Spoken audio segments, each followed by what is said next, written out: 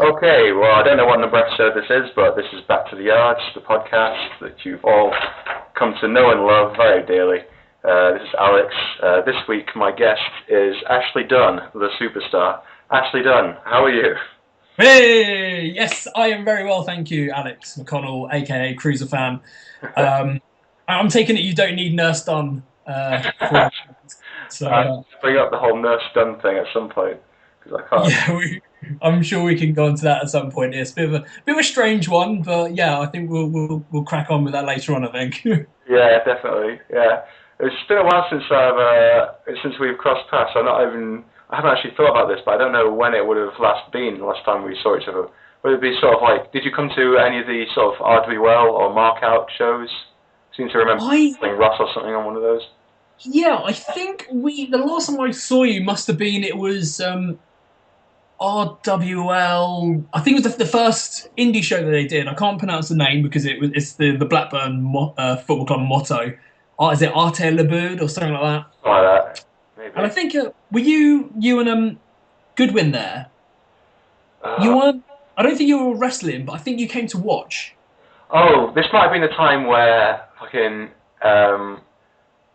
I like Corey didn't invite me or something like that, and then like on the day of, because I knew it was happening this show, but no one had got in touch with me or anything.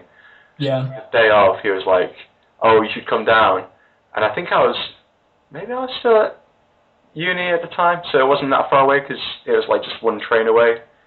So I like came, but I didn't have any gear because I'd just been at uni all day. So it was like, it was like, oh, as soon as I turned up, it was like, oh, Alex, be in a match. And I was like, no, I can't. Nothing's wrestling because you didn't tell me about this event until like 3 hours ago.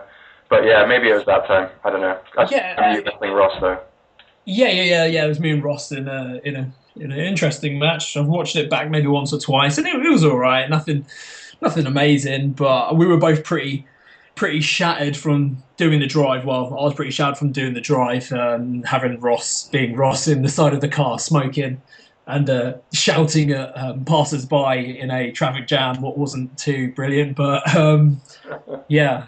Ross is always an interesting one. I'm sure there's lots of stories. Everyone in the UKBYW community can talk about Ross, but yeah, it's I find that Ross is a bit of a he's hit and miss. If you get Ross one on one, he could be like one of the nicest guys you ever meet. Like on the journey up, he was really cool. But as soon as you get Ross in a room with like say John, Adam, Billy, or even some of the other yarders, like he's a completely different person. He kind of not shows off to them, but he can be a right pain in the ass. But yeah, Ross by himself is a good guy. Yeah. I find that. I think everyone's sort of general experience of Ross is that when you first meet him, he's like a proper dick, and you just hate him, and you don't want to spend any time around him. And then, like as he sort of, I don't know, accepts you in, or I don't know, or you just get to know him better. You just go from thinking he's a dick to thinking he's quite funny, and yeah, he's really funny to be around, definitely. I just remember when we went to Canada, and like everyone was kind of like, really? Ross is coming to Canada. And it was just interesting. But no, he aside from like falling out with Gavin a few times, he was pretty funny the whole time. So, do you see Ross a lot these days? um, Or those guys in general? I mean, like BBWF guys. It's yes and no. Me and Billy actually are starting to go back to RCWA down in Raynham. Oh, Yeah, we both kind of Bazza and Ads, we went to actually go watch a show at our local corn exchange. We don't actually get many wrestling events over in Bedford. I think every summer we get the kind of American style wrestling. God. Well, it's one of these, like big touring companies that just hire. Normally, El Ligero always seems to be on the bill, but there'll just be a load of people that I've never heard of. So when we found out that Southside, have you ever heard of Southside before? Yeah, I have. Yeah. Yeah, they were doing the debut show in Bedford, and Ace Payne and Pete Dunn were wrestling on it, and there was also Chuck Taylor and Drew Gulak, both from CZW and the American Indies. So we thought, yeah, why not? Let's just go along, watch it, see if it's any good. And at the end of the event, me, Ads, and Bazza chatted to Ace Payne for a while. Chris Sabin was there. Had a little chat with Chris Oh Sabin. He yeah, was being a thing. Yeah, they told you yeah. or something, right? Yeah, it was just. Ace Payne basically just went up to me and said, "Oh, tell my mate Ashley to get wrestling again."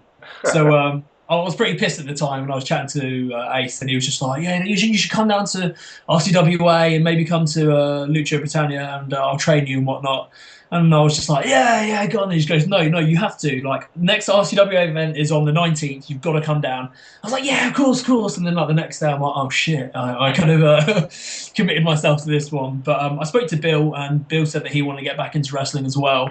So we kind of went, "Well, screw it. Let's just go on the 19th and see how it goes."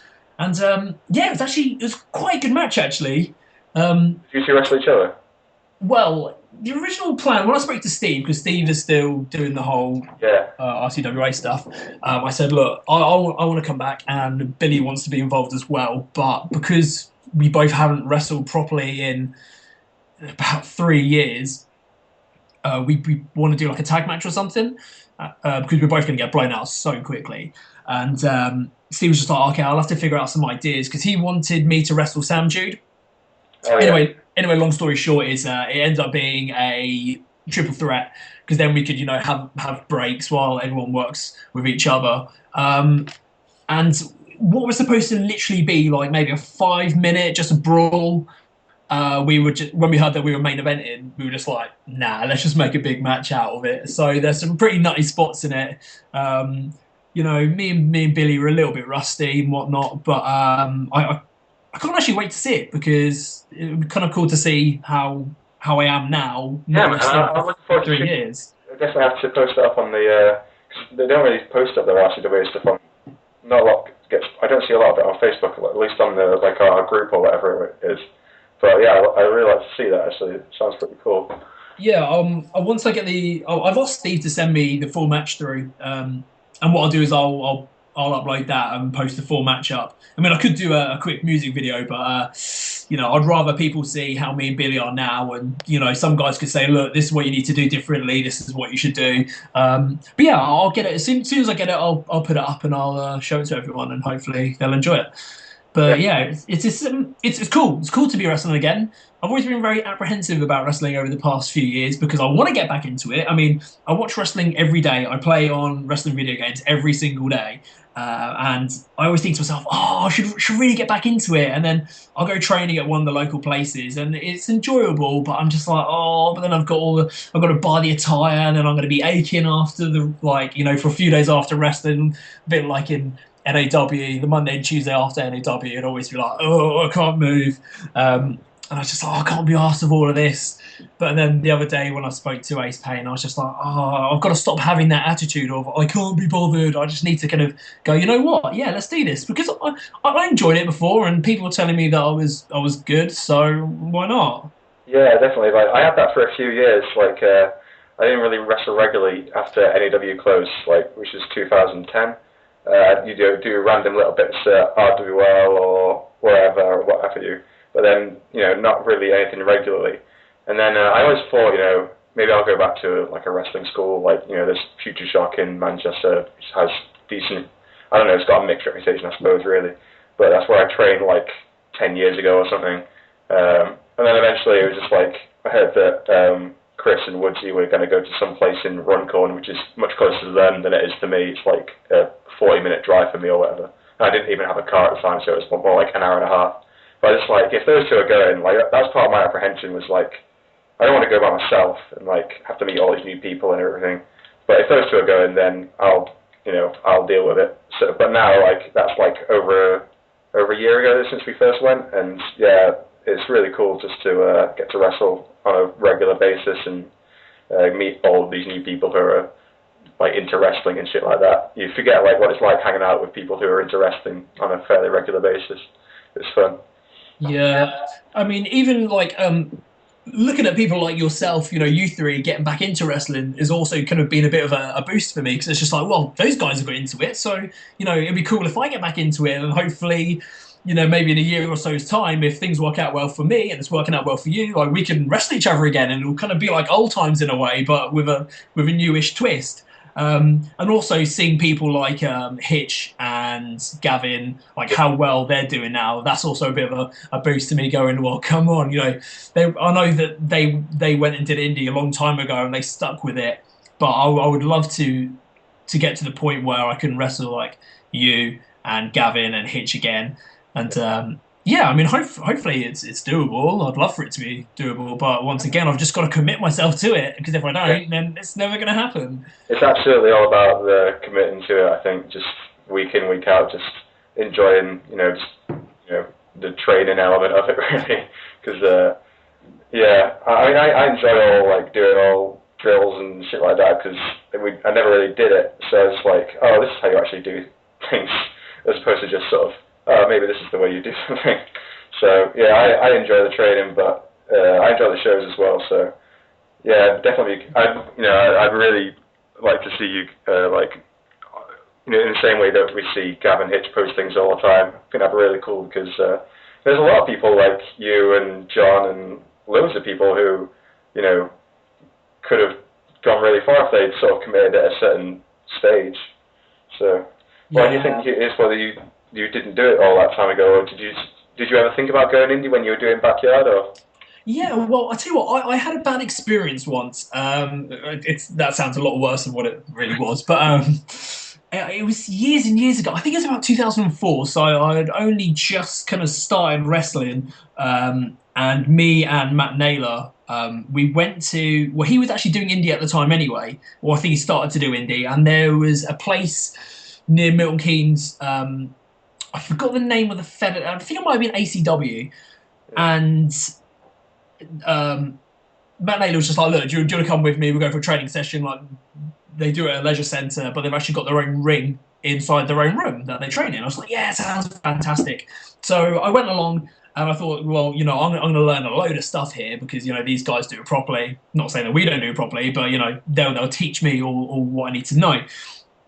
So I went in, and already they were kind of, I could tell that a lot of them were dicks.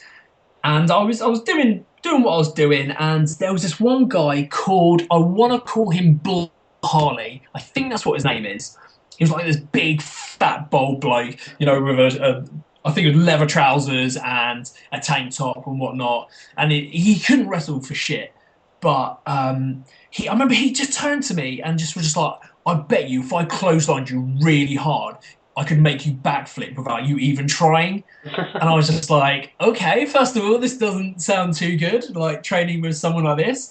So I continued on with the session, and then I think in the last half an hour, they were just like, right, okay, let's do a tag match. You and Matt Naylor, of course, real name is Dean Taylor, but I'm just going to call everyone's wrestling names, against this Bull Harley guy and somebody else, and we're wrestling and whatnot, and I know the basics, and suddenly I get tagged in with this Bull Harley guy, and then there's not really much that I could really do with him. So he kicks me in the stomach and goes, right, I'll give you a power bomb.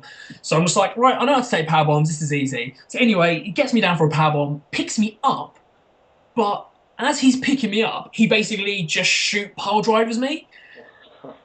So I land on my head. And luckily I was all right, because I landed on his fat legs. But it could have been worse. And then I can remember just coming out of that and going, if this is what indie training is, I'm never going. And I never went. I never went to anywhere. The last time I went indie training was, I think, about a year ago. Me and Bazza went to another place in Milton Keynes. What's funny enough was run by the same guy. And they did it in a gym that the main trainer, Samson, ran, and it was training on the judo jigsaw puzzle mats. Yeah. And they're just like, right, come on guys, let's get bumping. So I'm bumping on these mats, and the only thing that's running through my head is just NAW all over again. I'm just like, I can't be doing this. I can't be bumping on these mats. I know, like, we wouldn't do much bumping, just standard, right? Just do back bumps, front bumps, side bumps, rolls, and all that kind of stuff. But even the training session, I just didn't enjoy, because there was quite a lot of us in the class. And it was, right, okay, new guys who are not on the shows, you go to one side of the room, and the guys who are booked, you go over here. And the trainers just stayed with the guys who were booked on the shows. And us lot who weren't booked, it was just like, right, well, you guys just do that, but we're not going to spend any time with you. And once again, there was another dickhead there who was one of these kind of roid monkey gym guys. He was wearing this, like, too tight, like skinny vest and these little shorts. And even when we were doing just general like working out, not working out, but doing sit-ups and push-ups and whatnot, we would kind of all be taking our time, like 1, 2, 3, 4, and then this roid monkey would be doing press-ups just like whoosh, whoosh, whoosh, whoosh, like as quick as he could. Like I don't know what he was trying to prove to anyone, but even like I was telling him how to do stuff, and he was telling me that I was wrong, even though it's just like I know I'm right, not to sound like a dickhead, but it's just like I know what I'm doing is right, so don't tell me that I'm not right. But I couldn't, I just hated it. So I ended up going onto Facebook and just posting, is there anywhere nearby that's got a wrestling ring near Milton Keynes that trains in a ring? And luckily, one of my friends actually said, yeah, there's a promotion called South Midlands Wrestling. They train in Bletchley. And they train in a ring. So I was just like, well, fantastic. This is exactly what I want. So I contacted the trainer and said, any chance I can come down? And I went there last year for a few sessions and it was good. Then I started a new job, so I couldn't work on Saturdays. And then I ended up leaving that job and I went back this year for a few sessions. And I mean, ever since NAW had finished, I'm not going to lie, I put on weight and I've got a bit unhealthy. So I thought, tell you what, I'll go training with this new people again, and hopefully, I can lose some weight and then hopefully tone up a bit, and then down the line, hopefully maybe September, October time, I can get booked on a show. So I turn up at this training session and I do what I do all the bad bumps, and they did loads of drills beforehand, like at the start of the session. And I was thinking, this is fantastic. This is what I need. Like lots of long drills, like getting me sweating, so I'm losing the weight and getting a bit of a better figure. And then we did loads of wrestling afterwards because they specialise in old school British wrestling. Yeah. Because the head trainer, he absolutely loves it, and they have a guest trainer that comes along called Johnny Kincaid, who was also big in the World of Sport days. So he was teaching me stuff that I knew nothing about. I mean, I'm not going to lie, I always felt that in my wrestling, my technical ability was always crap. Like just even chain work, I'm not fantastic. If you went to a training session now and they said, right, Alex, Chris, I want you to do 10 minutes of just chain work, could you do it? Would you be absolutely confident of doing what you do? Well, we do that like every week. Yeah. The things we do is like something called Massacre, where you just chain with people, and then like every 10 minutes it'll be like, okay, change partners, get leg heat, and you just chain, like, and sometimes it goes on for like an hour, and it's just like, God, you're sweating by the end of it, and you like run out of reversals. It's it's really challenging actually. Yeah, see, I mean, that's the thing, is like I always sucked at set work. Even if you watch any of my backyard stuff, I like don't do much of it. I'm just one more of these guys. It's just like, right, let's just do spots, and I'll do this move, and I'll take that move, and I didn't really kind of dive into that much. So it was actually awesome to have someone teach me all this stuff, and I mean, especially also the old British style as well. Yeah. I mean, I never knew how to do a quarter Nelson face lock before, but now I do. Will I ever use it in future? Maybe I will. Maybe I'll have to now because I know how to do it. I mean, I never knew anything like that beforehand. But yeah, I trained with these guys for a little bit, and as I said, like one of the first sessions I went to, we did all these drills, all these moves, and it was fantastic. And then the last session I went to must have been about 3 months ago, and it was literally 5 minutes of jogging around the ring, and then it was an hour and 50 of, right, what should we do? Should we practice kicks?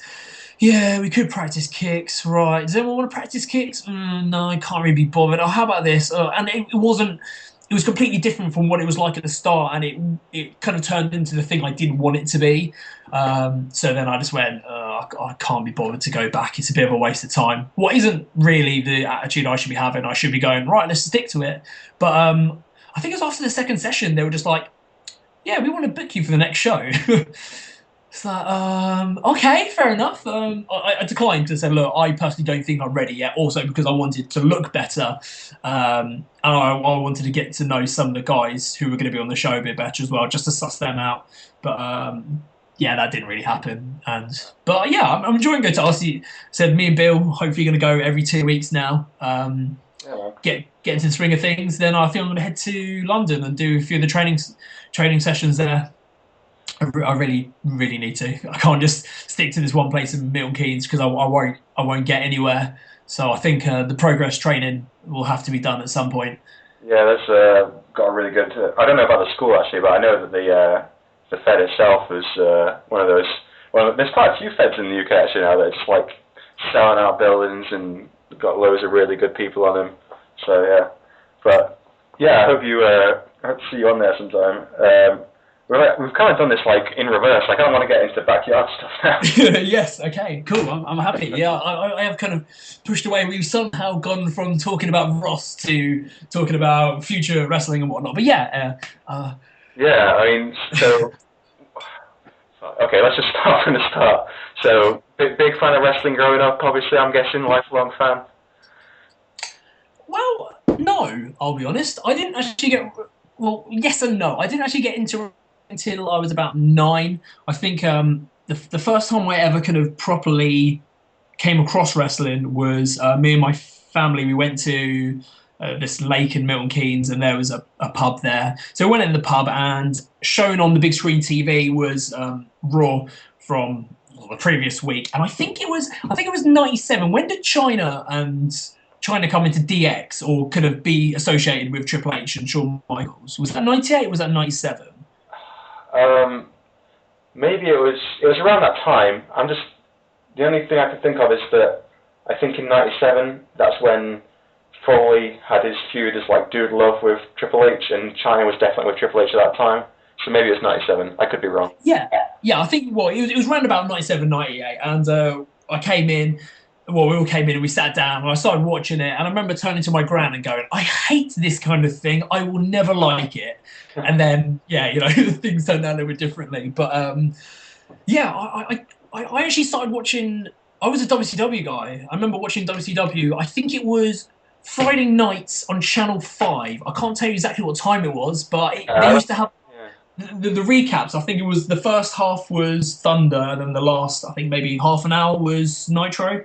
I don't know to what like kind of time delay it was, like how many weeks ago it was, if it was like the previous week or a few weeks, but whatever. But I mean, yeah, I was a big WCW guy when I was younger. I remember it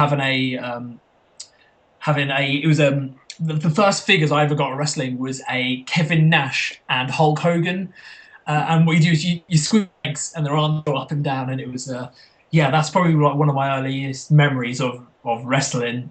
That's funny. And of course, earliest memories of wrestling is like a Sting action figure that like a friend had at school, and I didn't even know what wrestling was at the time. It's funny thinking back at that, but yeah. So, who was something? Because I remember you. Maybe this isn't a WCW thing, because I was going to move on to this later on, like the fact that you're quite into Japanese stuff now. But I remember you dressing as like the Great Muta once for like a Heat Fest or something like that. I don't know if like Muta was around in WCW at that time. It's probably a bit earlier than that, wasn't he? He was sort of early '90s or maybe like late '80s that he was in WCW, wasn't it? Yeah, I mean, Muta's always had. Oh god, this is going to sound really like kind of silly of me, but with this knowledge, but Muta's kind of always had an association with WCW. I mean, he was big in the late '90s. Early '90s. Sorry, and I think he did have some stuff in the late '80s. But he was even wrestling for WCW in 2001. There was some weird. I'm not sure if it was a storyline or I know that he was involved with Vampiro and the Insane Clown Posse. I forgot what the faction was called. Oh, the Odysseys. Was it? Yeah. There was. I think. What? I think it's on one of the. I was watching on the network the other on the WWE network the other day, and there's a triple threat between Vampiro, Great Muta, and Sting.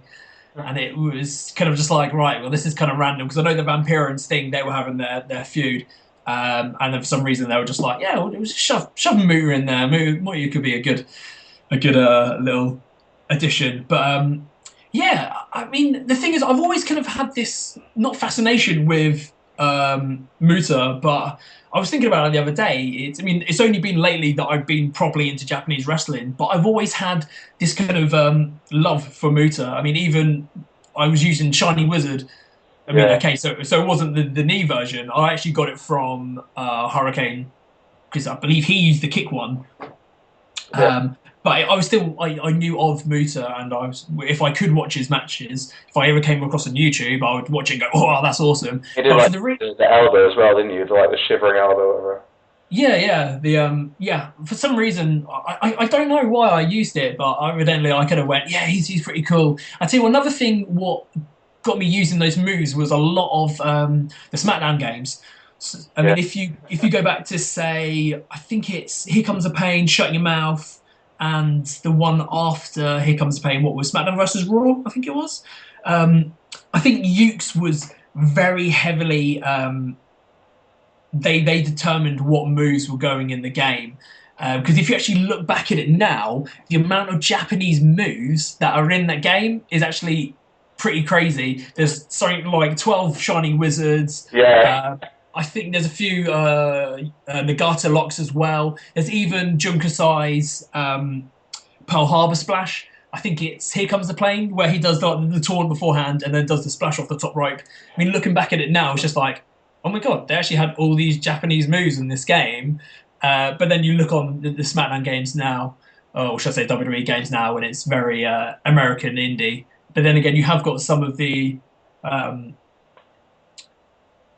Bomber and Rainmaker has also some of the moves that they've added. But I think that's more for the smarks rather than the Japanese production company going, yeah, let's just add a load of Japanese moves in. Yeah, I think it's But just whatever sort of trendy they put in, don't they? yeah, but yeah, I mean that's how I kind of got onto those kind of moves, and I always liked the Shining Wizard variations that they had on the SmackDown games. So I was just like, oh, I like that move, and I like that move. I'm gonna start using that move as well. But I've also had lots of variations of the Shining Elbow with the chicken wing elbow, and also the crab walk elbow as well. Yeah. So from that sort of seeing it in the pub and not thinking you'd like it to like then watching it on WCW on Friday nights or whatever, when did you start sort of thinking about actually wrestling for yourself, or was it just like in the playground, or what? Well, me, it was. Did you ever meet Tic Tac before? I never did meet Tic Tac. He's one of those people that I don't think I ever met. Like, there's not that many people that were around a lot that I never met, but I think Tic Tac's probably one of them.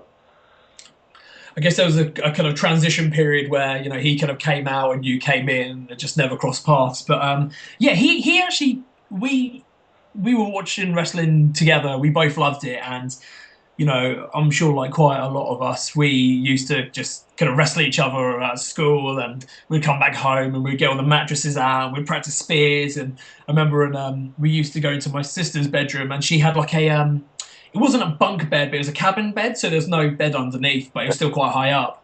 And we would put all the mattresses on the floor, and then we would jump off of the bed onto the onto the mattresses. And normally, after about 10 minutes of doing it, my mum would bang on the ceiling, go, "Shut up!" Because the amount of noise that he was making of us jumping off this bed.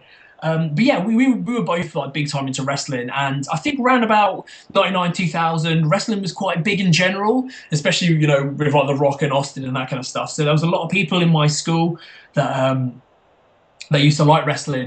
And I think there was this lad who used to wrestle for FUX. He only had like one or two matches called Jazz. And one of my earliest memories of kind of like actually wrestling with friends, he powerbombed me onto the concrete floor or playground. And I remember hitting the back of my head and thinking, oh, that kind of really hurt. I wish he never did that. But yeah, I mean, me and Adam, we spent a lot of time playing video games, again, watching not so much WCW at this point. It was a lot of Sunday Night Heat on Channel 4. Yeah. And then he became friends with Ads and Bazza somehow. I don't know how he did it, but he became friends with them. And then the next thing I know, he's telling me, "Oh yeah, I'm doing this thing called Backyard Wrestling, where where FUX was. It's just in my village down by the lake." And he was doing it for quite a while before me, a few months. And I remember him telling me, just like, why don't you come down this summer? Like, we're going to be down there like every night. Do you want me to come and knock for you? And you come down, I'll introduce you to the guys. And we'll show you how to bump properly and whatnot. And I was just like, yeah, well, why not? Let's do it. So so that's when I also first met Ads and Bazza. What Bazza? Oh man, I could go on a long time about Bazza, but Bazza was a right fucking arsehole back in the day. Like I did not like him at all. Me and Bazza fell out quite a lot when I was younger, but I'm sure that's a different matter. But going back to what we're talking about, yeah. So Adam said, "Oh, do you want to come down?" So I did. I got kind of just flipping about and whatnot. And I remember there was one thing I used to do, because did you ever watch any of the old FUX comps? And did you notice that there was like a stack of pallets? Yeah, yeah. Well, of course, that's what we used to jump off of. And I used to do this kind of like a 270 crossbody, so like a twisting. I guess I would say 180, but it's technically not a 180. But you know, where you stand with your back to them, then you twist round into a crossbody. I remember doing that. I remember, I think it was Adam was just like, wow, it's like one of the best twisting crossbodies I've ever seen. So at that point, I was just like, yes, these guys like me. And then I got invited to my first match, what I didn't turn up to, because I was just like, well, SmackDown's on TV, so I'm going to watch that instead. And then I somewhat kind of convinced myself to go to the next event, what was FUX Something From Nothing, I think it was called. And I wrestled Tic Tac in my first match. And yeah, it kind of just went from there. I enjoyed it, and you know, I met loads of new people. And I guess in a way, the person that was a saving grace that went to FUX for me would be John, because if John didn't go to FUX, then you know, the chances of us going down to BBWF would have been minimal, and then the rest of my life would have been different, because FUX folded after, I think, maybe 4 or 5 events after I started. Yeah. But yeah, I mean, that's how it all kind of started, and I don't regret. No. I'm guessing I'm happy that I turned down that first, like not going to that first match, because I might have gone to that first match and it might have been absolute shit. I might have hurt myself and gone, you know, I don't want to do this. And then Is that going to be with Tic Tac as well, or do you remember? I've no idea. I don't think they did. They didn't tell me who I was booked against. It was just I'll come down and have a wrestle. But I forgot what the event was, but it wasn't in the FUX arena. It was in the village next, like the village across. So that was also another reason why I couldn't be asked to try and find my way across to the next village. What's the point when I could just watch SmackDown on Sky One? Yeah, definitely. So did you pretty much transfer straight from FUX to BBWF then? I think there was a bit of a gap. I think FUX folded. When I say folded, it makes it sound like it's some kind of big business. But yeah, I can't really remember. I think FUX might have gone in February or March, and then I don't think I wrestled for BBWF till I can actually. I think it was June, and I know this without sounding morbid, because I actually made my debut for BBWF on the same day as my grand's funeral, was a little bit little bit strange, but it's just one of those things I can remember, because I think we were coming from the wake. Well, I was at the wake, and I said it was down in Dunstable. So, of course, not far from where BBWF is. And I said to my dad, any chance you can drop me off in Dunstable? Because I want to go wrestling. And they were just like, yeah, they were absolutely cool with it. And I remember the first thing, getting out of the car, the first person that I saw when I arrived in Dunstable at the location we were at was Ross. Go back to Ross again. And he was just stuffing his face with his pizza. Are you right, Ashley? And I was just like, oh my God.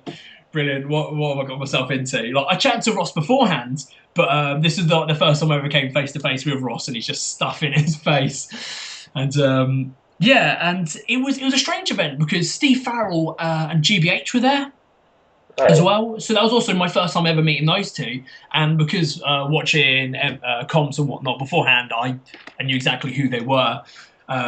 So I was in a bit of an awe, to be honest, because I was just like, holy shit, I'm meeting these guys. So I think I ended up, I'm not sure if it was either a Welsh wrestling event that happened the day before. Yeah, I think they did like some mad trip, like went loads of places in a space of a week or something.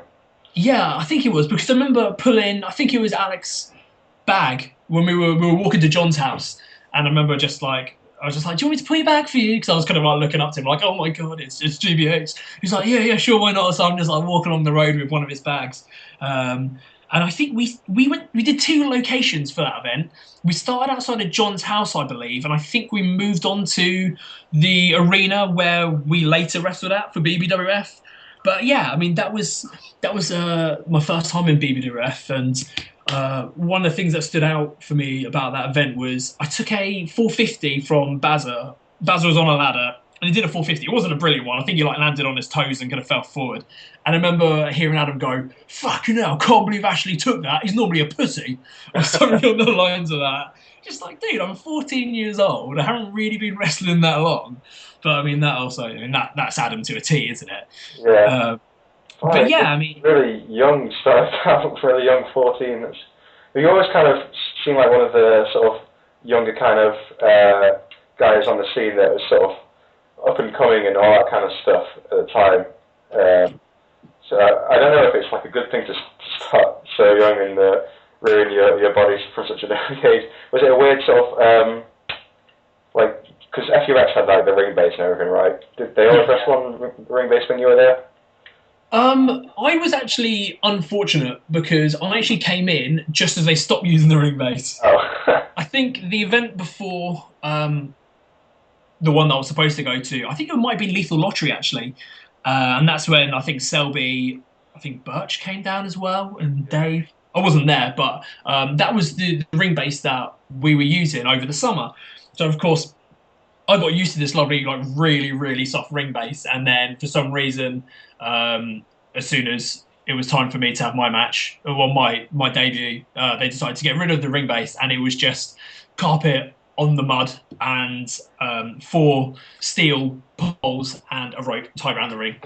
So Bad man, like just on mud with a carpet over. It's not even any like grass or anything. yeah, I mean, it was disgusting because I think I started wrestling November time. So, of course, the weather had completely changed and it was just mud everywhere and the carpet was old, smelly, and it was horrible. So, I think the first time I ever wrestled on a ring base for FUX was when we did Lethal Lottery. It was it was one of the newer ones where John wrestled Rowley, I think it was. Oh, Did yeah. you see that one? Yeah. Um, yeah, and I actually went out and built that ring base myself, and I bought all the bits and bobs for it, and it was a nice ring base. It felt nice, but it had nothing compared to the one that they had before. Like I can always remember that being just the softest ring base ever to bump on. I mean, There's an art or a science or something to like building the perfect ring base, definitely. yeah, I mean, what was your ring base like? Yeah, it was good. I think the one that we had like in the end on that farm was probably the best one, where we just had tires and pallets and mattresses and it was like everything you possibly need for the perfect ring base and all this kind of stuff. And because it was on a farm, we could just leave it there and just be real pain building it all the time. Put it up and taking it down and all that kind of stuff. But yeah, it seems weird the idea of wrestling on a ring base now. Yeah. Yeah, I mean it's. I mean, I wish the NAW was on a ring base. I mean, I wish NAW was in a ring. If there could have been a possibility of it, but yeah, I mean, even the BBWF ring base was awesome. It'll probably still be going if it was in a ring because I think that's sort of what gave people a fatigue about NAW after a while was the match. Maybe I don't know. I think that probably affected its longevity a little bit. Maybe. Yeah, definitely. I think. I mean, I don't want to slate NAW because it was fantastic. I've had some of the best times of my life with everyone who came down to NAW. But definitely the ring mats were one of them. And for me, the other contribution to why I was glad that NAW was kind of over and done with was just the waiting around, and Yeah. the amount of times where I remember me and Ads, we were supposed to be having a match, and I think it was the match before ours. The Leisure Centre people came in, was just like, right, that's it, guys, you're gonna have to finish up. And me and Adam were just like, well, we haven't had our match yet because there's been so much standing about, no one doing anything. Like we wasted 4 or 5 hours of people just not either turning up late, or I know some people have to travel far, like yourself, also the guys from Wales, or even Steve from Newcastle, but Steve was always, there in time. But it was just, there's so much hanging about, and by the time you get to the main event, people just can't be bothered.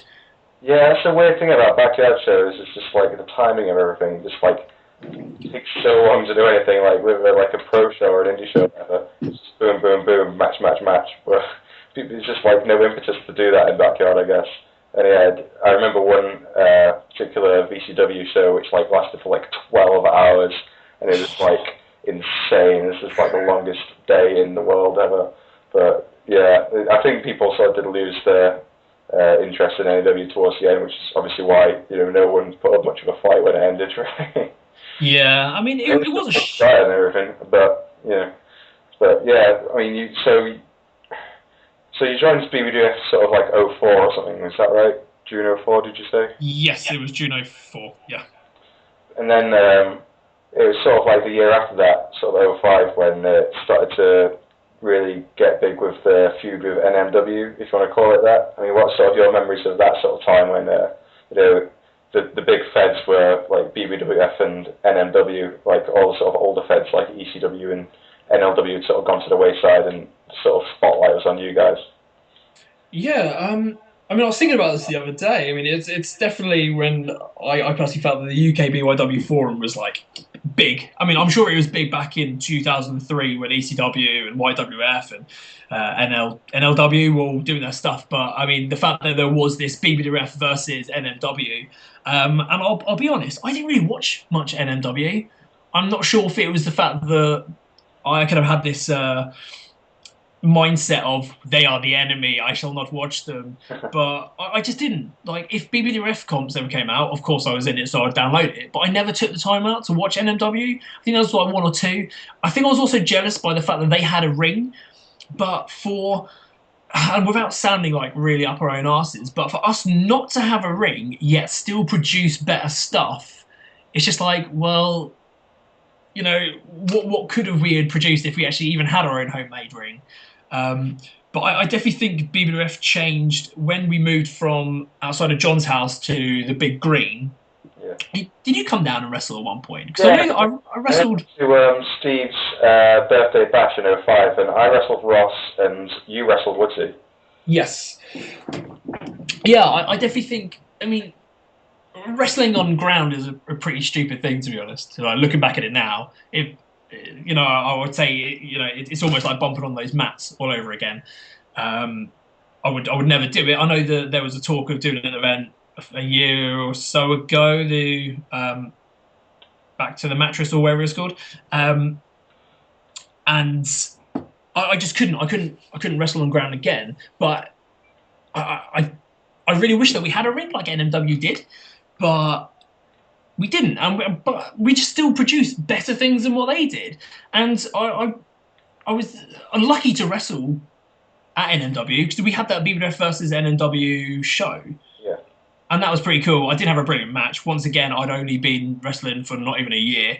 But do you know if NMW ever had a better comp than us? Without sounding like an arsehole, of course, because that does sound really, really rude. But I mean, I'm trying to think, because I remember every time, did we release the comps roughly at the same time, and everyone would be like, oh yeah, that comp was better, or that comp was better? I don't know, I think there's definitely people who like preferred one or the other, or that kind of thing, I guess. I don't know, I like both of them, but I don't know. I think the ratio of good people versus not as good people was probably better in BBWF. I don't know, probably. And the style was probably more. I don't know. Maybe it was because it was on ground. I don't know. The presentation was just different, and you had like John, obviously, and he's pretty much the best person on like best people there's ever been in the community, really, and lots of Christian and everyone else who was really good at the time. I just think that like the best of BBWF was probably better than the best of NNW. Not that NNW didn't have good stuff. That's probably how I look back on it retrospectively, I guess.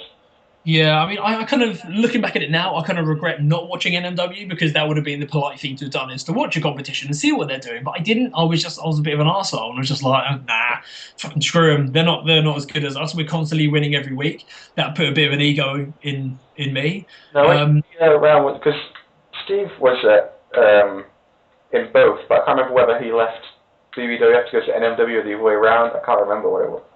I think I could be wrong, but I think it might be an NMW to go to BB. Or was it? No, I'm trying to figure out because he might have gone from BBWF to NMW to try and help NMW out. Yeah. Maybe I can't really remember all that much, but yeah, I can remember when Steve came in, and it was pretty awesome. Once again, going back to the whole, watching Steve when I was younger, and and then him coming into BBWF. And I remember being told that I was wrestling Steve, and I was just like, oh my God, really? Like, for real? Like, you guys think that I'm good enough to wrestle Steve now? And it was actually a pretty good match. I enjoyed wrestling Steve. I've wrestled Steve a load of times. I'm sure you have as well. Yeah. And I definitely enjoy wrestling Yeah, him. he's really easy to wrestle, isn't he? It's really straightforward, and just do his things and do your things, and it all seems to work out pretty well. Yeah, I mean, I've wrestled him at Britfest, and it was an all right match. It wasn't nothing to really go, yeah, that was fantastic. But I think we wrestled at one of the South of the Border shows, Yeah. and that was quite a good match actually.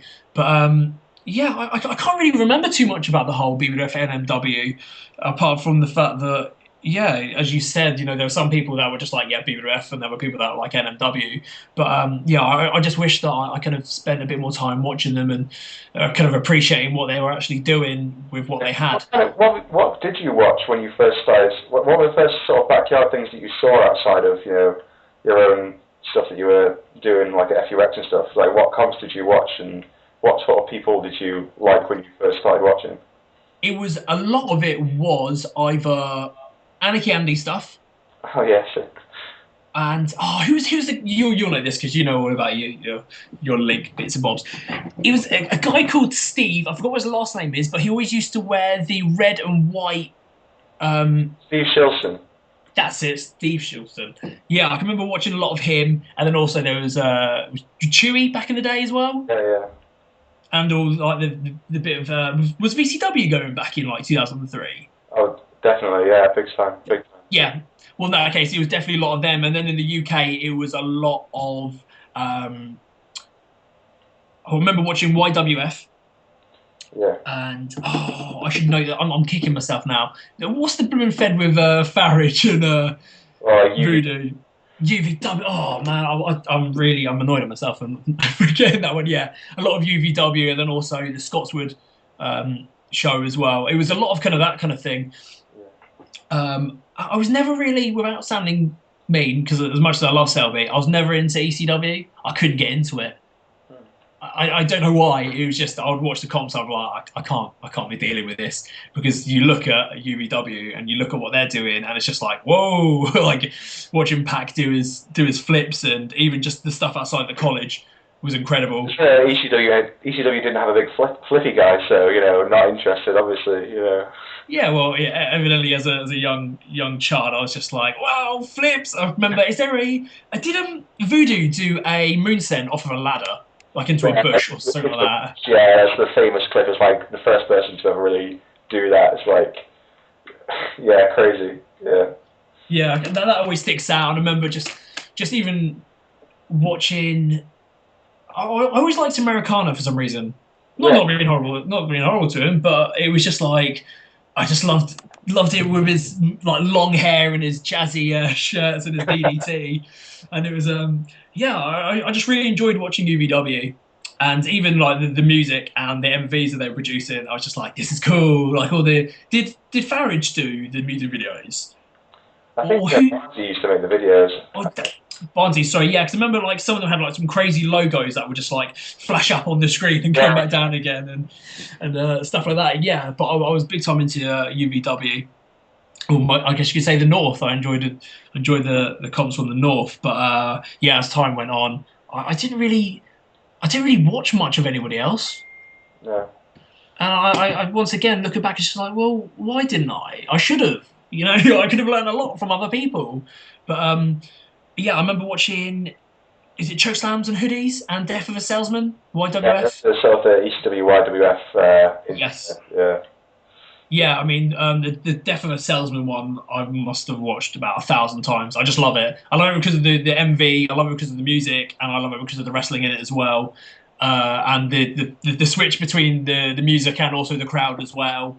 Yeah. It's just a fantastic comp.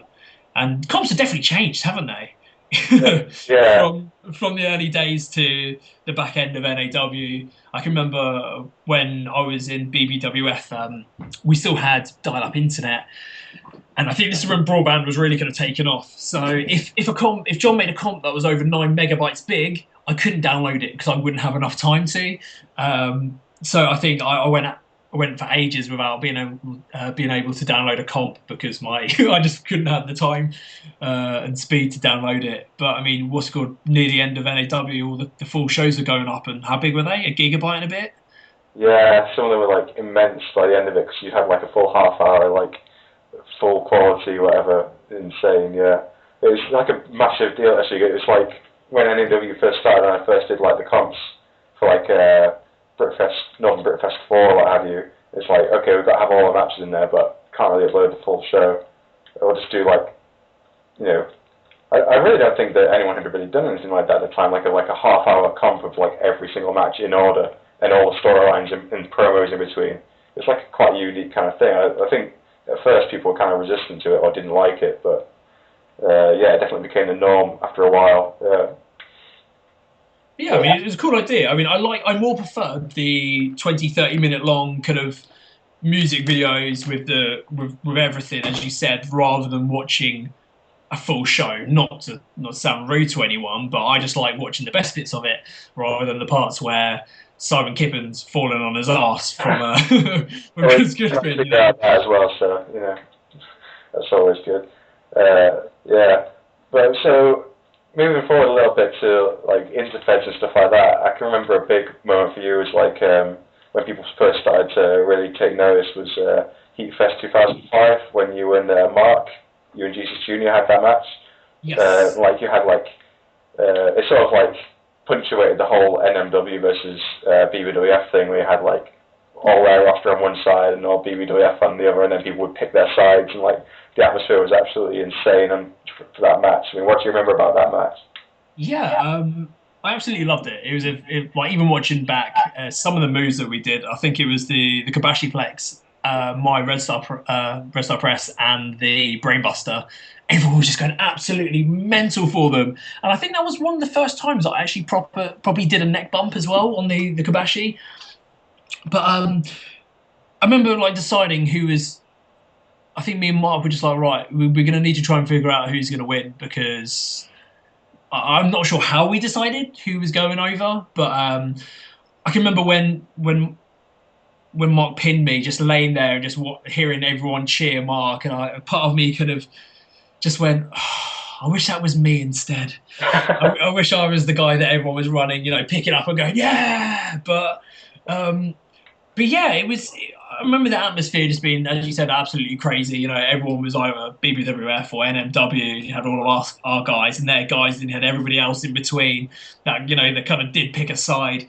I'm guessing if you were from like the kind of Essexy area, you would more go for NMW because it's, you know, down the Londonish way, and everybody else. But yeah, it was fantastic. And I remember if you watch the music video back, I think it's Untouchable at the end gets really pissed off and picks up a big blue barrel and lobs it into the ring. Well, I sort of now you say that I kind of got like a vague memory of that, but I would never remember a detail like that. But yeah, I watched it back and I just can't help but laugh just watching Untouchable. I think he was in his orange gear, just get really pissed off and just pick up this barrel and just lob it in.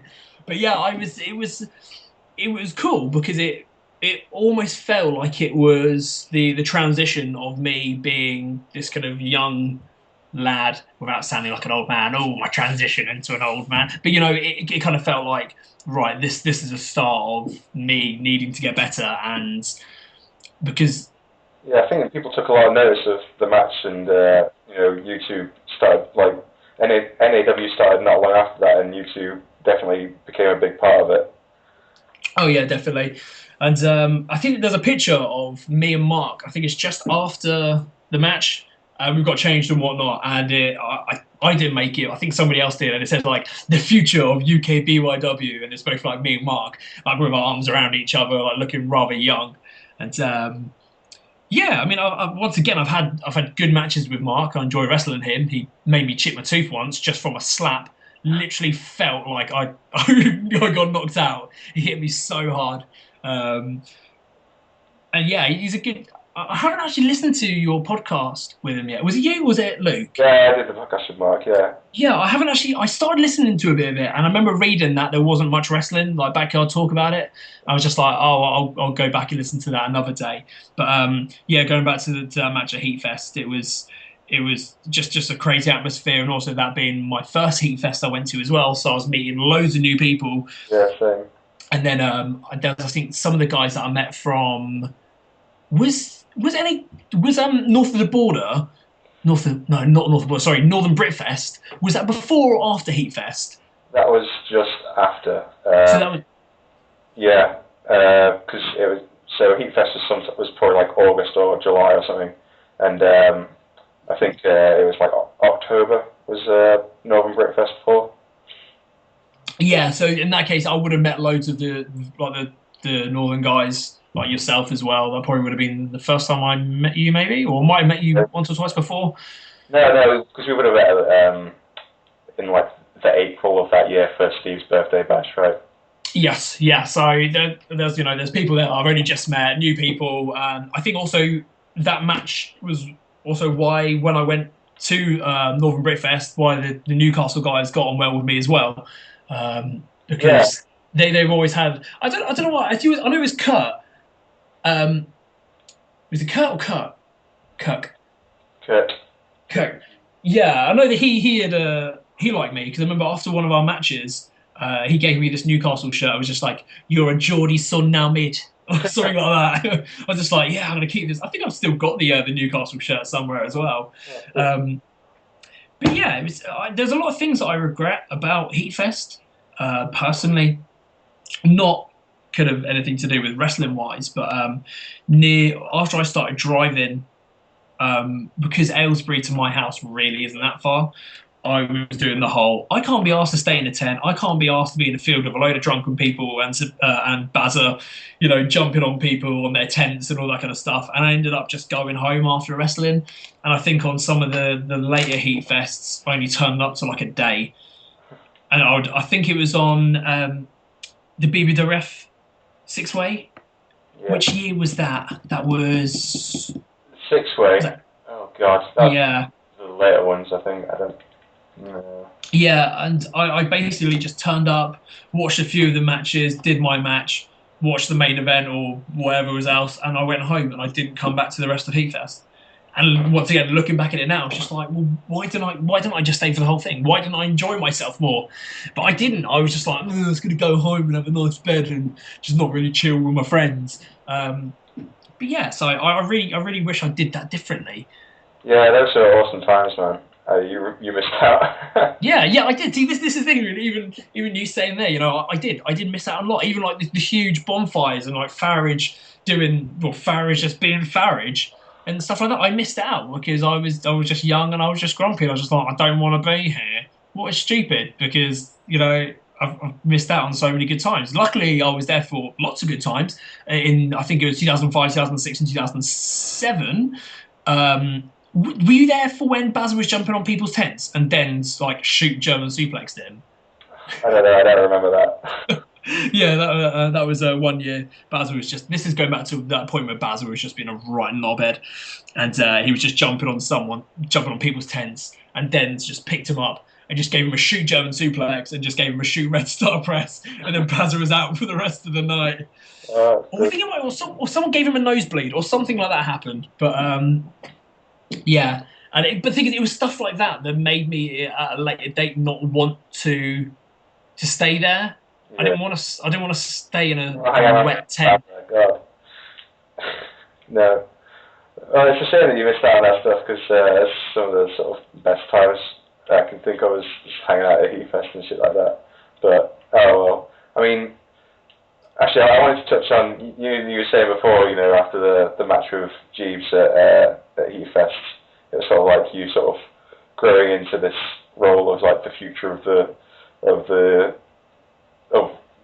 community, I guess. But I remember at that Northern Britfest, you had the match with Dave Veal, and like he was like proper like destroyed you and everything, and then you had the match at the Cold Fest or was it International Incident or something like that? No, that's a little bit later, and you had like a series really with Dave Veal. It was pretty cool. I mean, what was your thoughts on working with Dave Veal? Were you like intimidated, or was it just another kind of good opportunity, or what?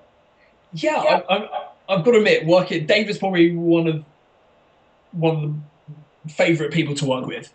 There's one other person. Well, actually, there's a few people that I absolutely love working with. They just always have loads of good ideas. I have loads of good ideas, and we could just work so well. Me and Dave have actually had, I think it's 5 matches, because on the last match I was supposed to go over, but I was just like, I'm not going over, and it ended in I think it was a double. I think it was a last man standing match, and have you seen it? The match at AGW? Yeah. The one with my stupid flip. Yeah, he was supposed to lose, and I was just like, oh, I'm not going to do this. I was just like, this is our 5th match. I'd rather it just end it on a draw, because we're never going to wrestle each other again after this. But yeah, I just love working with Dave, and he's just so easy to work with, and he's normally up for anything, and I can go a bit stiff at times, and Dave always seems to be fine with me going stiff on him. That sounded a bit weird, but you know exactly what I mean. Like some people, if you hit them hard, they'll hit you back twice as hard. But Dave just can seem just to take I'm just trying to. I was about to say he could take a load, but this really isn't working out too well. Yeah, I think I can give him a good stiff load, and especially on the face, man. He loves a good stiff load on the face. But I can kick him a load of times, and he'll give me as good as he gets sometimes, especially in my international incident match where he's got me in that kind of camel clutch position and he's laying those clobbers in. Yeah. I mean, they hurt like hell. But one of the things that didn't hurt was the powerbomb off of the second rope. Oh yeah, through the table, yeah. Yeah, I mean, it looks like it. That being great because like you were in midair and you were just like, oh god, fuck, and neck bump through this table. It was mad. Yeah, I mean, I don't really know what happened. I mean, I remember as soon as I hit the table, and I was kind of laying there, and I just thought to myself, seriously, what just happened? I'm not hurting, I'm fine, but why did I land on my head? All I can really remember is as he was going over for the powerbomb, for some reason, I think I might have panicked a little bit and kind of went, oh, I'm going to go for a kind of a Hurricane Rana kind of thing, and it just happened, but it didn't hurt at all. And I love watching it back. Because it's just like, as you said, it's like, oh wait, no, fuck, no. And that's actually not, that wasn't me, like, selling it or anything. That was actually me legitimately going, oh, wait, fuck, no. Yeah, I was just like, this is probably going to hurt a lot. And I was kind of regretting it. Like, just as I was kind of climbing up and doing the torts, I'm just like, this is going to be fine. And just as I'm just about to go over, it's just like, oh, fuck, no. But, and... we've had loads of matches, and I've tried to make each match different from each other. In our 3rd match, I think it was our 4th match. Sorry, that was the one before I was 21. I did the whole stupid promo beforehand. I was like, I'm going to be 21 next week. Was that warehouse or whatever? Yeah, the Still Better Than You one. And Dave, and I gave Dave a drop kick off of he was on the second rope, and I jumped off the second rope and gave him a drop kick, and he fell to the outside and ended up smacking his head right on the concrete. And I think that knocked him a bit loopy. And then I hit him with those disgusting kind of like running shin kick when his head was in the chair. I mean, it's going back to that's the kind of thing he was happy to do. There will be other people that will be like, hell no, you're not doing that to me. But Dave was just like, yeah, just do it. Just do it, and you can do it again and whatnot. He's like, I don't care. I'm not sure if he's taken too many hits to the head in previous times for him just to go, oh, I don't care, whatever. But absolutely, I love working with him, and there's a few other guys that I absolutely... You gelled best with, or feel like you had your best matches with, or just enjoyed working with? I've got to admit that I've got 4... I mean, there's lots of people that I could say I love working with, but the people that I've always worked well would have to be Ross, Dave Williams, and of course Jonathan Parks. I think that could have that's a given. Yeah. John can pull a good match out of anyone. Yeah. Even against Rowley. Not saying Rowley was an awful wrestler, he wasn't the best, but his match with Rowley was still really good. And yeah, I just felt that with each of those guys, every match I've had with them has just been really enjoyable, really good to work with, especially the Dave Williams matches. I mean, I've wrestled Dave loads of times. Yeah, man, you guys have loads of really cool shit in your matches. You seem to have like a really good sort of, I don't know, creative rapport with each other or something like that. Every match was like different and had something you'd never seen in it before. Yeah, I mean, I tried to make things different in each match, as you said, but there's also, I think it's in our Britfest match, we also tried to use a few bits and bobs that we used in matches before, like Dave did the triple neck breaker in what he used in, I think, one of the matches before. But I remember that the rock bottom suplex. Yeah. When he did that to me, oh my god, I've never been so winded in my life. Actually, that's a lie. I've been winded slightly worse, and that was against John at Coldfest. Was it not Coldfest? Classic Fest. I think that's probably the worst injury I've ever had. I think you and I have a history of you getting injured. Yes, actually, that's a good one. Yeah, there's two matches I'm thinking of in particular. There's one. It was when you were the champion and we had a title match, and you gave me a single arm or an arm break or whatever, and managed to like pop out your collarbone doing it. And I just remember you like disappearing off to the toilet, and like I had no idea what was going on, and like followed you in, and you were like, broke my collarbone.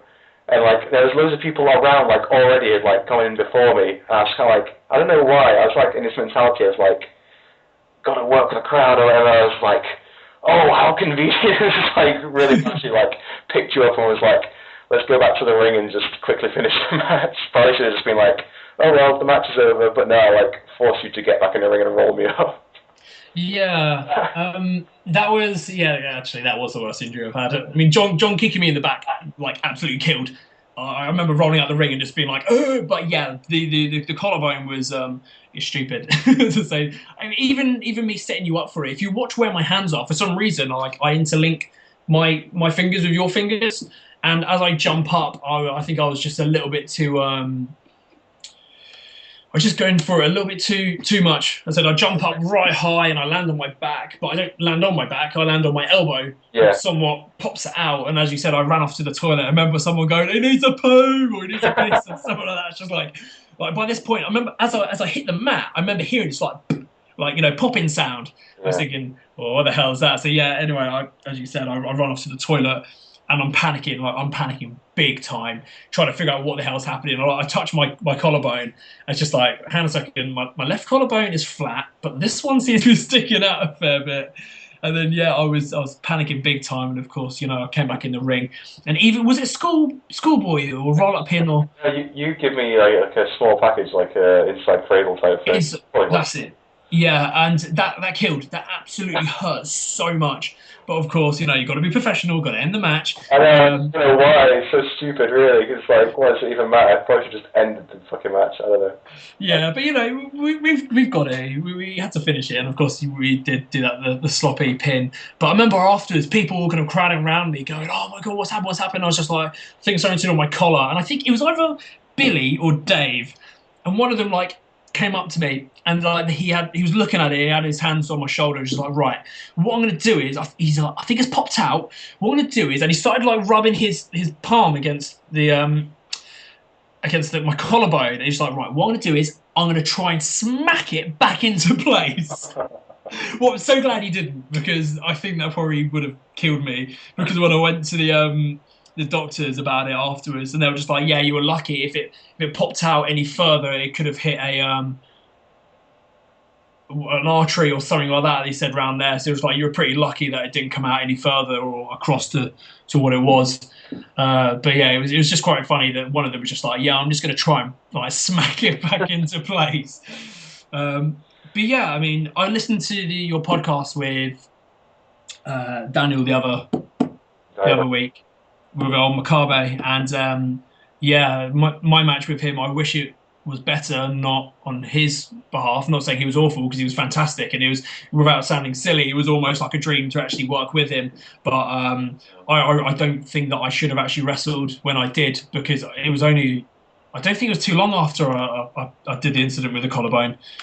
No, I don't think it was at all. I think it was like maybe 2 or 3 months when I should have left it a lot longer. But I enjoyed my match with him. But as he said, it was good, but it wasn't anything amazing. And I wish there could be a situation where I could go back and be like, no, now it's time we have our really good match.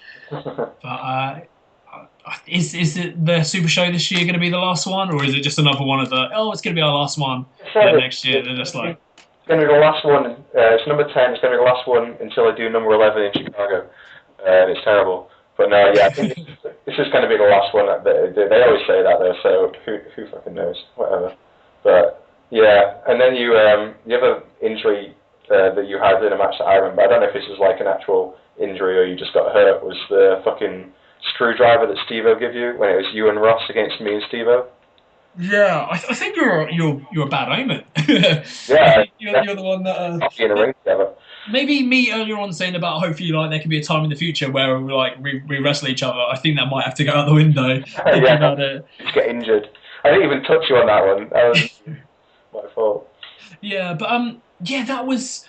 I blame. I think that's also another reason why I wanted to get out, not get out of NAW, but I was happy that NAW was ended because I think if that was in a proper ring with the spring and whatnot of the canvas, I wouldn't have been so bad. But the fact that it was literally just a vertical drop onto my head, onto those judo mats, onto concrete, there was no give, there was no nothing.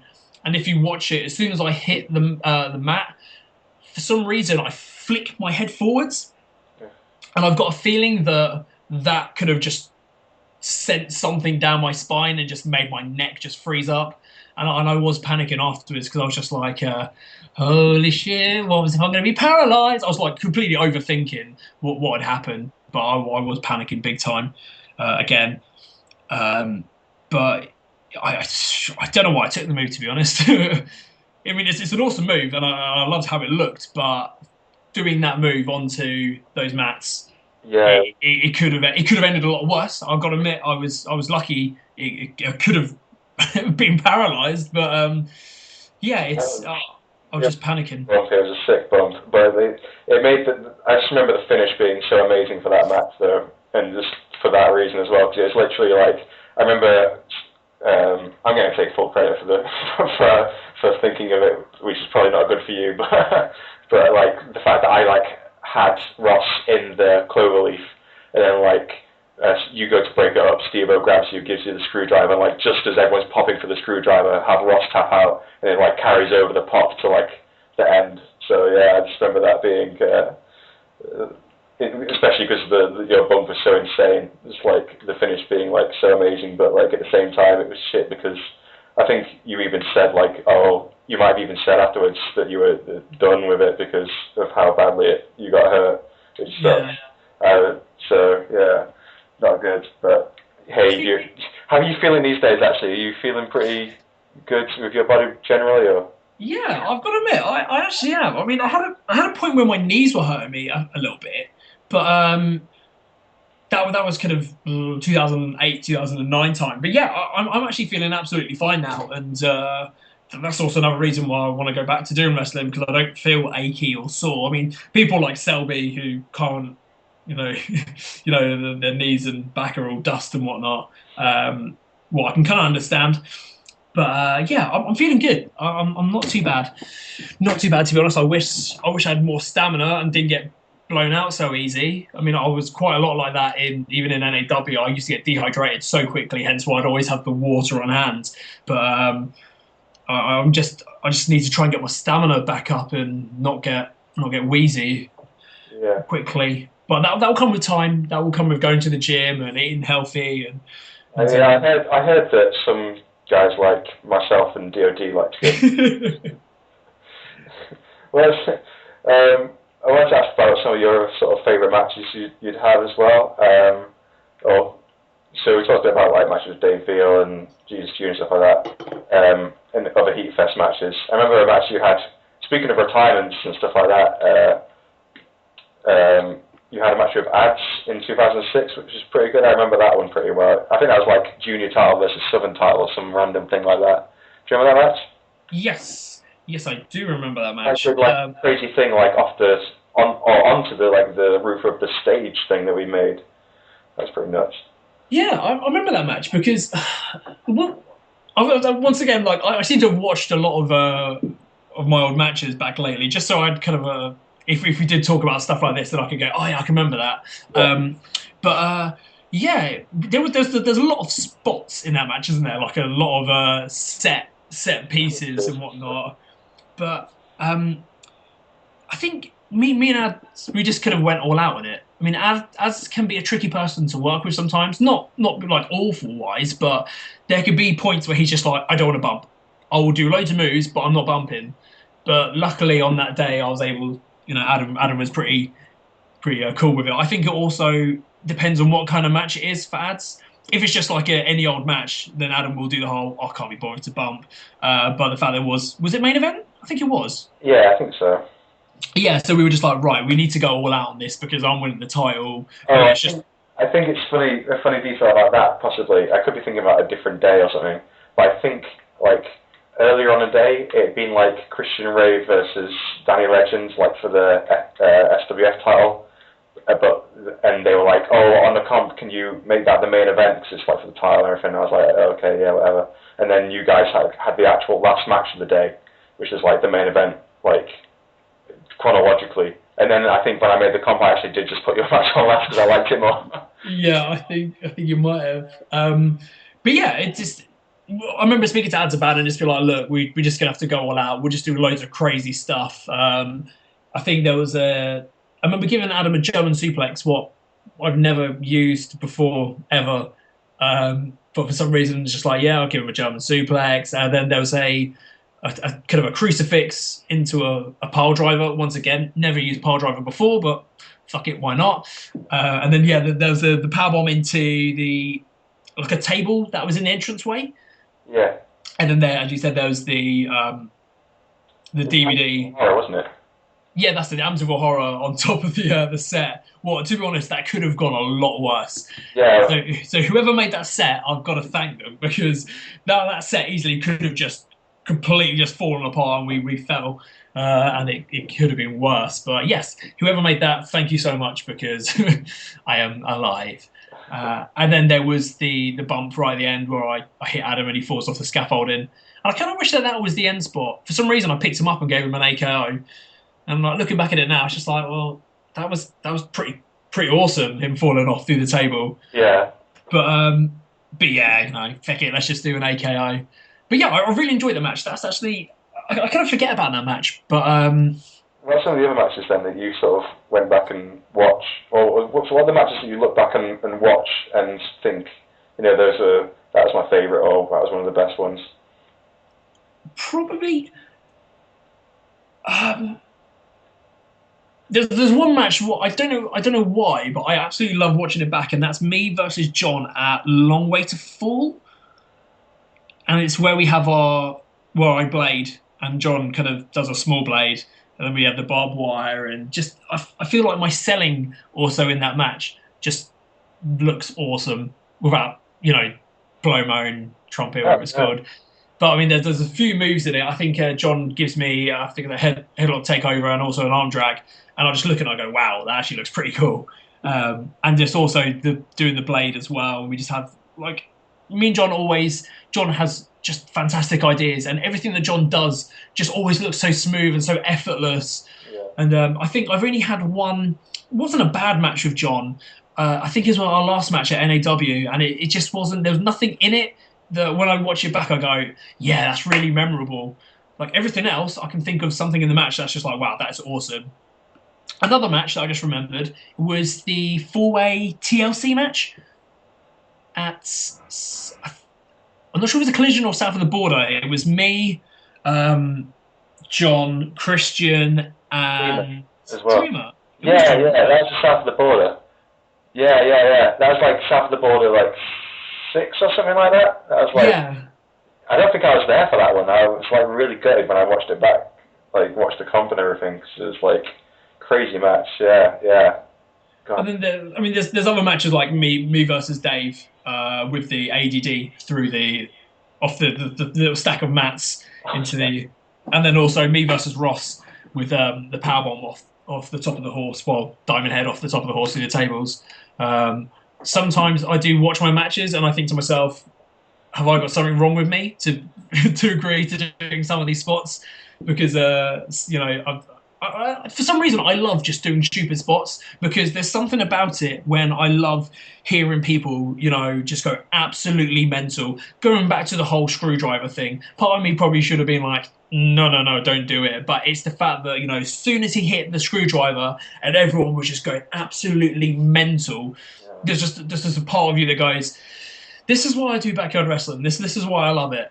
It's just when you just hear everyone go crazy, and there's always Gavin as well that runs into the ring and he's going mental. Or there's Billy when he normally runs into the ring, puts his hand over his mouth and points at whoever's taking the move, like ah. But yeah, I mean it's stuff like that always kept me going in yarding, and I just love doing these stupid spots, either doing them or taking them. I mean, once again, go back to the whole Diamond Head through from Ross off the top of the horse. Like, really, I shouldn't have probably done that, but it was worth it. It looks cool. Yeah, shouldn't trust Ross to destroy you like that so much. I just remember a certain Pyramid Head incident that, although I did nearly kill him earlier in that match, so it's probably fair, really. But yeah, I mean, Ross is a good guy to work with. He's also got lots of good ideas, and he's pretty easy to work with as well, actually. Because physically he could just do anything. Even with me, like I guess in like 2010ish, when I was kind of had a few matches with him, I wasn't like at my heaviest. I was fairly trimmed down for me, but even then, he could pretty much just do anything and so convincingly just destroy anyone, kind of thing. So yeah, and it was fun to work with Ross. I think kind of underrated. Yeah, I would definitely say so. I mean, just some of the stuff that he could do. I think did he give me like a tiger suplex, not tiger, a dragon suplex, but didn't. Yeah, he just chucked you. He just chucked me. He just grabbed me and just went. I mean, he probably couldn't do that now because I'm a lot heavier. But it was just he was more agile than I think a lot of people would think that he is. Yeah. And we did this really cool spot in RCWA. For some reason, me and Ross went down to RCWA and we had a match, and it was really weird. I came up with it, and it looks awesome. I think we also did it at the RWL show. I go for a wheelbarrow on Ross, and like the wheelbarrow into the DDT. Yeah. Well, I did that. I went up for the DDT, but Ross caught me in like a cradle, but like a powerbomb cradle, and then he picked me up from there onto his shoulder and gave me the pyramid head. Like, it was just the stuff like that. Like, Ross is just absolutely cool with doing it, and he can do it fine. Yeah. That's why I loved some of my matches with Ross. I think we had, was it 2 matches in NAW? We had like one, not back to back, but I think we had like 2 PPV matches after each other. One was it Choose Your Destiny? And I think the other one, I think the Choose Your Destiny one, that was the powerbomb spot. And I think the one afterwards, Gav interrupted for some reason. I think maybe Ross was UK champion or Gav was UK champion. They had a feud over the UK championship at one point. I remember that. Yeah. Because I dropped the UK championship to Gavin, and then like he immediately dropped it to Ross, and I was kind of like, oh, okay. You did actually. I just remembered something. I just said that you were a bad omen for injuries and whatnot, but actually one of my most enjoyable matches, especially one to watch back, it would have to be me versus you at was it International Incident inside of. Shit! Yeah, I love that match. How have we not brought that up or thought about that until this point? Yeah, I love that match. Yeah, just watching it back is just like, I really enjoyed that match. And I think that was also the first time I wore tights, the wrestling tights. Right. Yeah, because that was when I won the UK title. That's like the first title I won, like in NAW and stuff. And I remember being really like nervous for that match and everything. And I think it was like outside the tent or the gazebo, whatever it is, where the ring was in, and just like pacing up and down. And like Costa came out and it's like, oh, you're alright.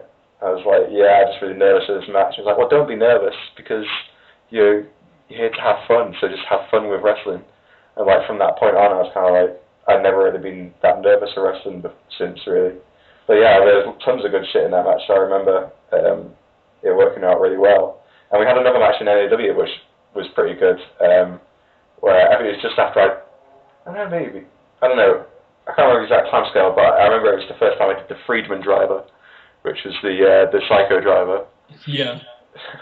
That was pretty good as well. But yeah.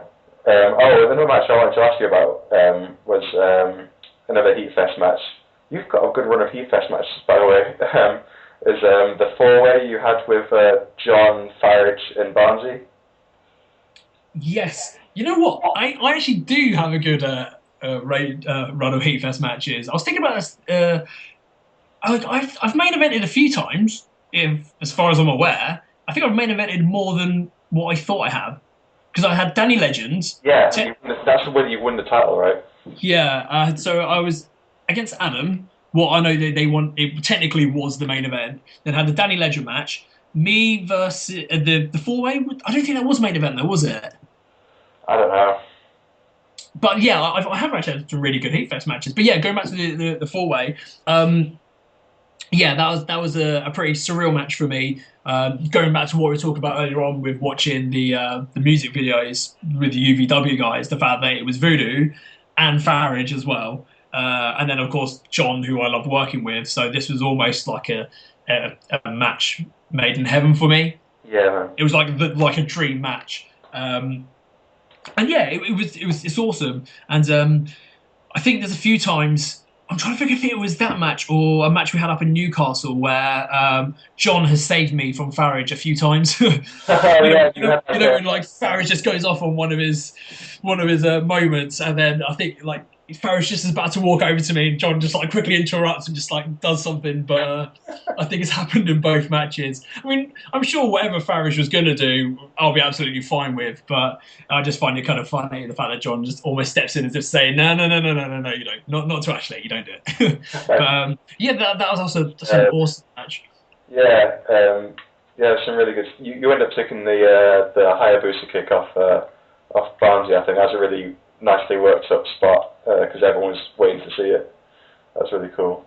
And it didn't even hurt either. It was fantastic. It didn't hurt. Yeah. I thought it was. Just as you were spinning, I was just like, this is going to absolutely take my head off. But no, he hit it and it was just like, oh, that's fine. That's cool. And you, of course, that was a match where you wrestled Farage. It was like the day after one of the live shows or something like that, I think, in Newcastle. Yes. Yeah, that's the other one. My main memory of that match was Farage taking a Storm Cradle onto a ladder. God, yeah. Like a nutter.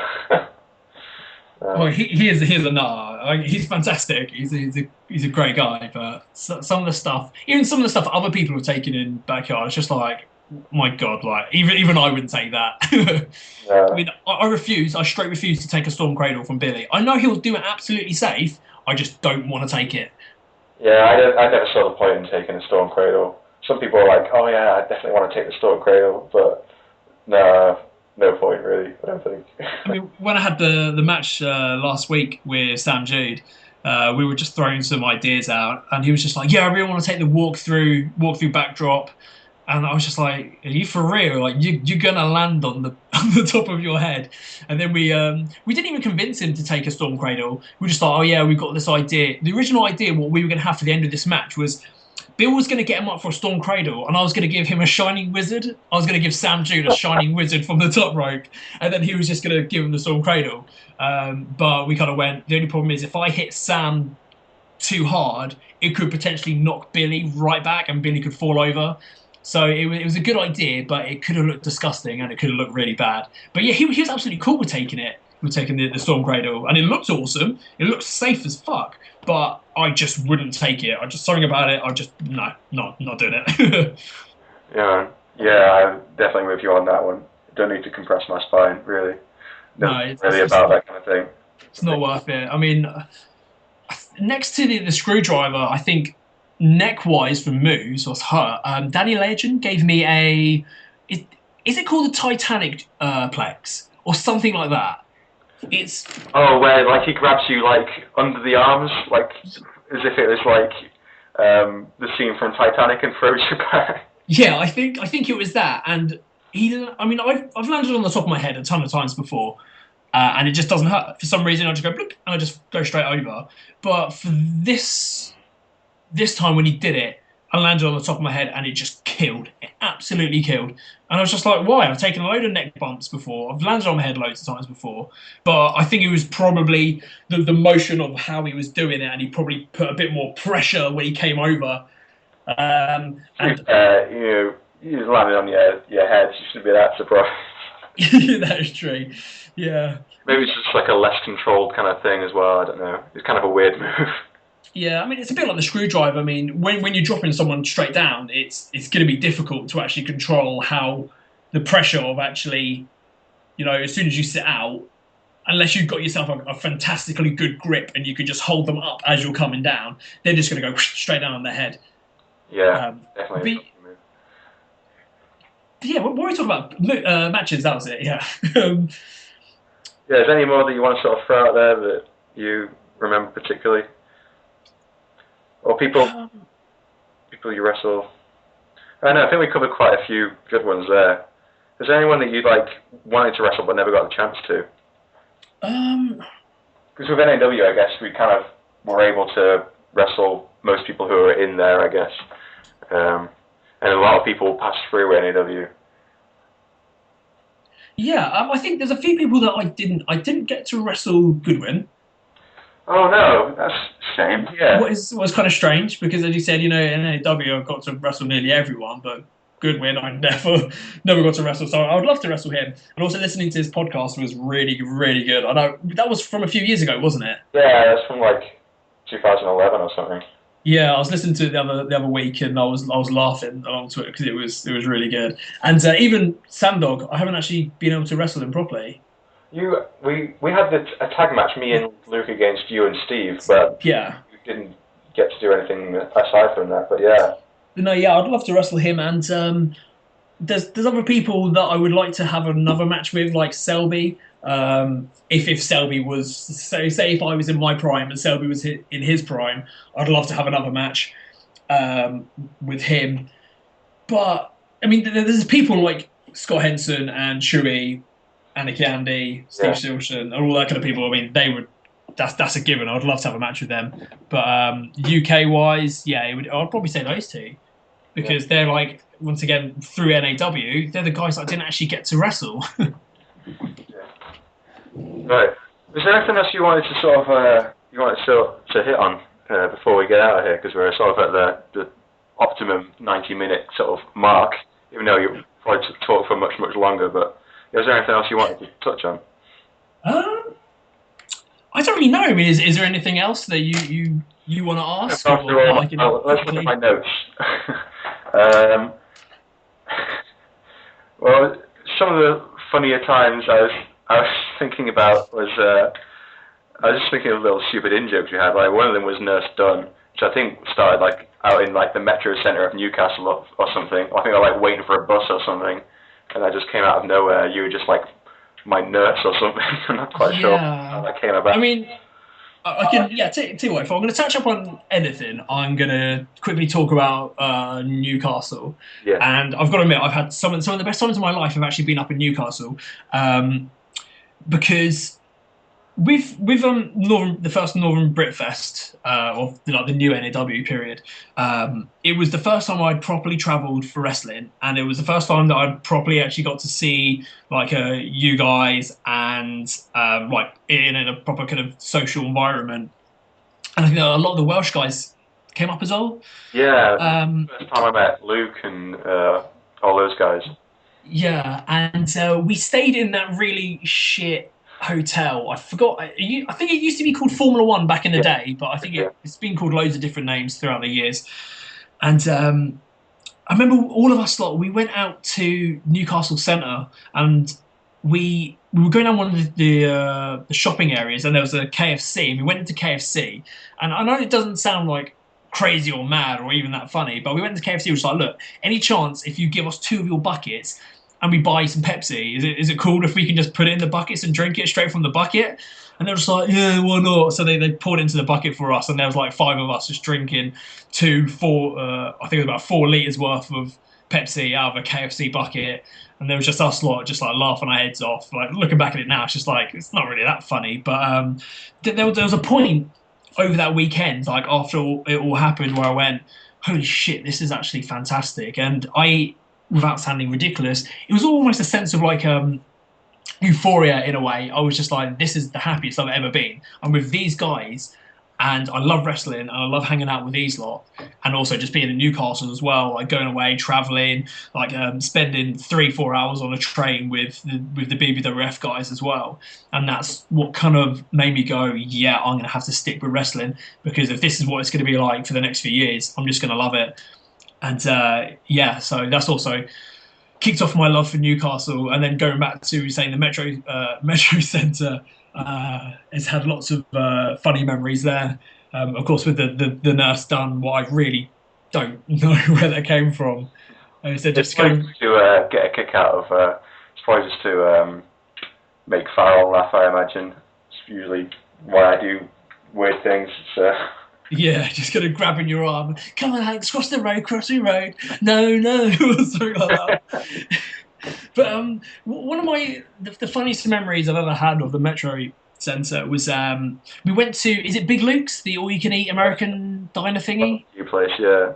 Yeah, I remember like we went there after one of the events and just absolutely stocking up on all this food, just eating loads of chicken, loads of burgers, loads of chips and everything, and getting like a massively full belly. You know, like have you ever eaten so much where you think to yourself like, I can't even breathe, I can't even move, I just wanna lay down and slowly die. Well, maybe not to that extent, but you know, you're proper full. Yeah. So I felt like that after going to Big Luke's, and then we decided to do Zap Zone or Quasar, whatever you like to call it, afterwards. Oh, shit. And I think that was a good 20-30 minutes of just pure running around. So I remember afterwards just coming out and just going to Steve, mate, I don't feel too good, mate. And he's just like, oh yeah, you'll be fine. Next thing I know, I just turn around, I'm sick everywhere, just puking up all this food. And I remember looking down and there was just a whole chip, just one chip, just completely whole. And I remember pointing at it and going, there's a whole chip right there. The thing is, I wasn't even drunk.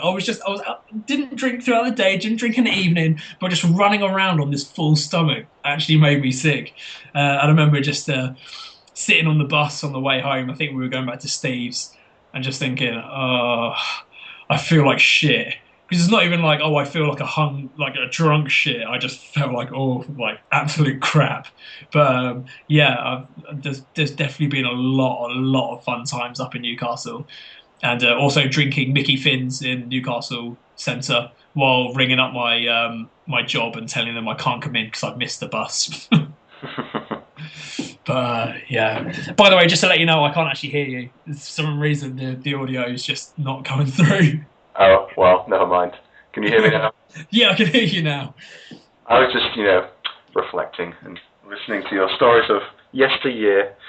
So, no, it's good, yeah. Lots of good times, lots of good memories of UKBYW. It's a shame it's sort of not the same, but it's really cool that you guys went down to RCWA and Steve's still doing things, and you're going to carry on with the wrestling and stuff. I look forward to seeing all that kind of stuff and following along, definitely. Yeah. And hopefully, maybe if you ever find yourself in Runcorn or we ever travel or anywhere, and we can do it again and you can not get hurt. Actually, you should probably just wrestle Chris, since you haven't done that. So. Yeah, I mean, it would be awesome if we could wrestle you guys at some point. I'm not sure what your promotion's like with other people coming in, because I know it is an academy, isn't it? Yeah, I don't know. Maybe not. I don't know. We could probably the trainer really likes us, so we might be able to convince him. I don't know. We'll do you and Billy versus the Vanguard. It could work. I've actually pitched that to Billy before. I pitched it to him the other week. I was just like, dude, we should get to a point where me and you can go up north and wrestle Alex and Chris. Yeah, definitely. All right, sounds good, man. Right. Yeah, it was really good talking to you, man. It's been a long time since I've even seen you or anything. So yeah, I'm really happy that we got to do this. Yes, and I'm glad too. I'm glad that you were able to finally fit me into your busy schedule. My busy schedule, which we'll not go into. Okay, cool. Right. Cheers, man. Catch you later. You're right. I'll speak to you soon. Bye. Bye-bye.